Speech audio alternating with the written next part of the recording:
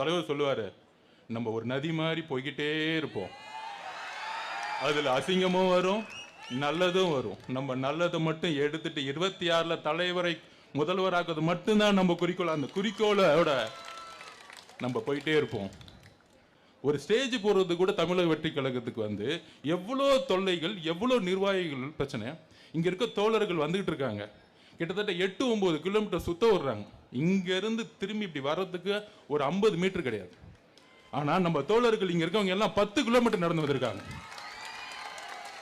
என்ன ஒரு அநியாயம்! ஏன் ஏன் அப்ப நாங்க வந்து உங்க ஒன்றிய அரசு எதுக்க கூடாதா? உங்க மறைமுக கூட்டணிக்காக ஒர்க் பண்ணிட்டீங்களா நீங்க?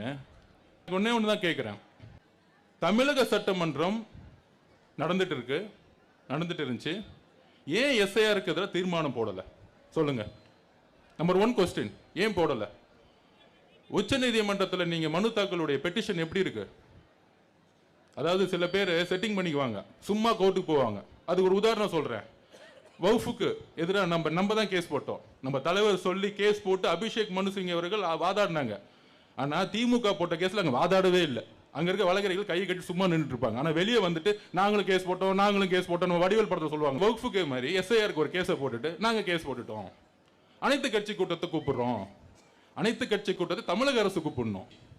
தமிழக அரசு ஏன் எஸ்ஐஆருக்கு எதிராக ஒரு அனைத்து கட்சி கூட்டத்தை கூப்பிடல? இதுதான் மறைமுக கூட்டணி. நீங்க தலைவர் எப்ப பார்த்தாலும் சொல்லிக்கிட்டே இருப்பார். சோ சில உண்மைகளை வந்து முக்கியமா நேற்று தலைவர் வந்து கிட்டத்தட்ட ஒரு 9 நிமிடம் ஒரு காணொலி கொடுத்தார். இதெல்லாம் வந்து எலெக்ஷன் கமிஷன் செஞ்சிருக்கணும்.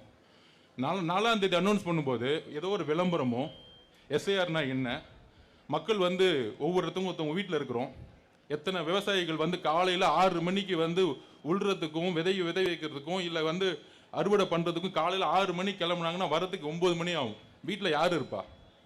அப்போ யாருமே இன்னைக்கு தமிழ்நாட்டில் வீட்டில் காலையில் 7 மணிக்கு கிளம்புனாங்கன்னா ஒரு சாதாரண ஒரு கூலி தொழிலாகட்டும், விவசாயிகளாகட்டும், ஒரு மீனவர்களாகட்டும், ஒரு வேலை பார்க்கக்கூடிய தோழர்களாகட்டும், எல்லாருமே வீட்டு காலையில் கிளம்புனா வரதுக்கு நைட் ஆகும்.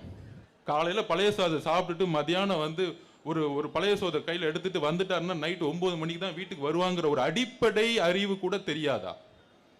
அப்போ இங்கே இருக்கக்கூடிய ஒரு தேர்தல் கமிஷன் எஸ்ஐஆரை கொண்டு வராங்க. இப்போதான் வந்து ஸ்பெஷல் சம்மரி ரிவிஷன் போன வருஷம் தான் முடிச்சாங்க. அதில் எல்லாமே தெளிவா இப்போ வந்து இது என்னுடைய ஐடி, தலைவர் சொன்ன மாதிரி தான் என்னுடைய ஐடி என்கிட்ட இருக்கு. ஆனால் இன்னைக்கு செல்லுபடி ஆகாது, இன்னைக்கு இது வேலிடிட்டி கிடையாது. இதை முடிச்சுட்டாங்க.